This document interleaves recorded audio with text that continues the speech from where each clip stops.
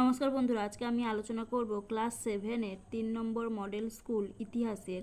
আজকের প্রথম কোশ্চেন আছে, বিলগ্রামে যুদ্ধ হয়েছিল, এটা সঠিক উত্তর হবে 1540 খ্রিস্টাব্দে। তারপরে কোশ্চেন আছে, আহমেদনগরের প্রধানমন্ত্রী ছিলেন মালিক অম্বর।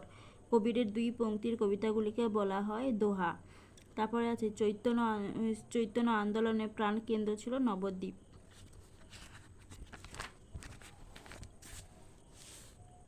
তারপরে কোশ্চেন আছে, শ্রীকৃষ্ণের সাধিকা ছিলেন মীরাবাই। শ্রীকৃষ্ণ বিজয় কাব্যের লেখক হবে মালাধর বসু। পারসিক চক্র কাজে লাগে জল তোলার জন্য। নিজেদের মধ্য থেকে শাসক নির্বাচন পদ্ধতিকে গণতন্ত্র বলে। পৃথিবীর বৃহত্তম সংবিধান ভারতের। অনেকগুলি গ্রাম নিয়ে গঠিত হয় ব্লক। তারপর খস্তম্ভ দেখো, সোমপুরি মহাবিহার হবে পাহাড়পুর। খরাজ হবে কৃষি জমির ওপর কর। তারপর আছে উলাক হবে ঘোড়ার ডাক ব্যবস্থা। আম্বেদকর হবে ভারতীয় সংবিধান।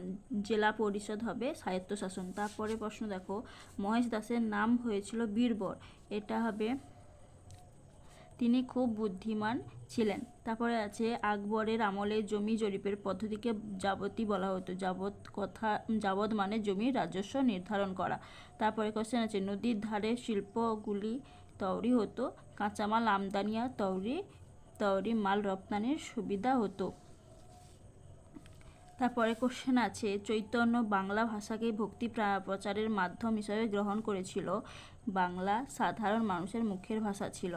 তারপরে আছে, মুঘল সম্রাটরা দুর্গ বানাতে আগ্রহী ছিলেন।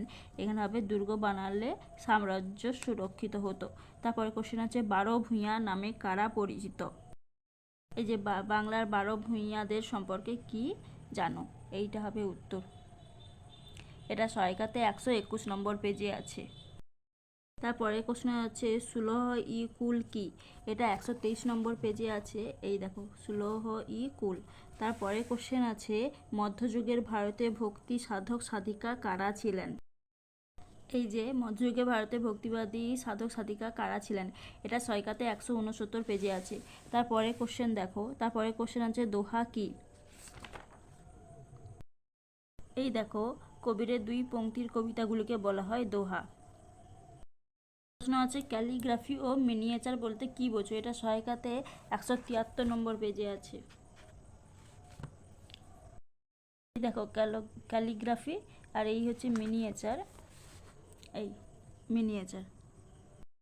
পরের প্রশ্ন আছে, কবে ও কাদের মধ্যে পুরন্দরের সন্ধি স্বাক্ষরিত হয়? এটা সহায়িকাতে 197 পেজে আছে। এই দেখো, কবে কাদের মধ্যে পুরন্দরের সন্ধি হয়েছিল, এই সন্ধির ফলে কি হয়েছিল, যে কবে কাদের মধ্যে এখানে আছে। তারপরে কোশ্চেন আছে, মোগল আমলের দুটি কৃষক বিদ্রোহের নাম লেখো। একটা হবে জাট বিদ্রোহ আর একটা হচ্ছে সাননামি বিদ্রোহ। তারপর হচ্ছে সরকারের কাজ কি? এই দেখো, সরকারের কাজ কি? এটা সহায়িকাতে 215 নম্বর পেজে আছে। পরের কোশ্চেন, স্বায়ত্ত শাসন বলতে কি বোঝো?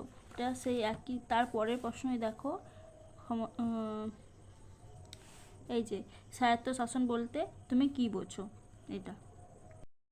পরের কোশ্চেন আছে, শের শাহের শাসন ব্যবস্থায় কি কি মানবিক চিন্তার পরিচয় পাওয়া যায় তা লেখো। এটা 110 নম্বর পেজে আছে। এই যে শের শাহের শাসন ব্যবস্থায় কি কি মানবিক চিন্তার পরিচয় পাওয়া যায়। তারপরে কোশ্চেন দেখো, দাক্ষিণাত্য অভিযানে ক্ষত মোগল শাসনের ওপর কি প্রভাব পড়েছিল? এটা সহায়িকাতে 15 নম্বর পেজে আছে। দাক্ষিণাত্য অভিযানে ক্ষত মোগল শাসনের উপর কি প্রভাব পড়েছিল? এই যে। তারপরে কোশ্চেন দেখো, তারপরে কোশ্চেন আছে, মধ্যযুগে ভারতের সাধারণ মানুষের জীবনযাত্রা কেমন ছিল তা লেখো। এই দেখো, মধ্যযুগে ভারতের সাধারণ মানুষের জীবনযাত্রা, এটা সহায়িকাতে 157 পেজে। তারপরে কোশ্চেন আছে, আকবরের দিনী ইলাহি বলতে কি বোঝো?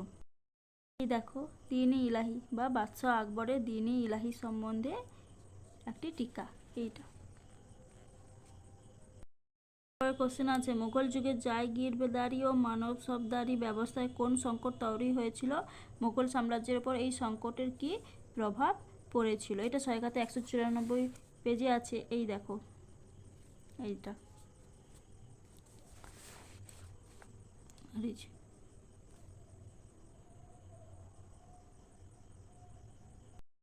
পরের কোশ্চেন আছে পৌরসভা ও গ্রাম পঞ্চায়েতগুলি কী কী কাজ করে। এটা সহায়িকাতে 213 নম্বর পেজে আছে। এই দেখো, পৌরসভা ও গ্রাম পঞ্চায়েত কী কী কাজ করে। যদি আমার ভিডিওটা ভালো লাগে তাহলে অবশ্যই আমার চ্যানেলটিকে সাবস্ক্রাইব করবে। ধন্যবাদ।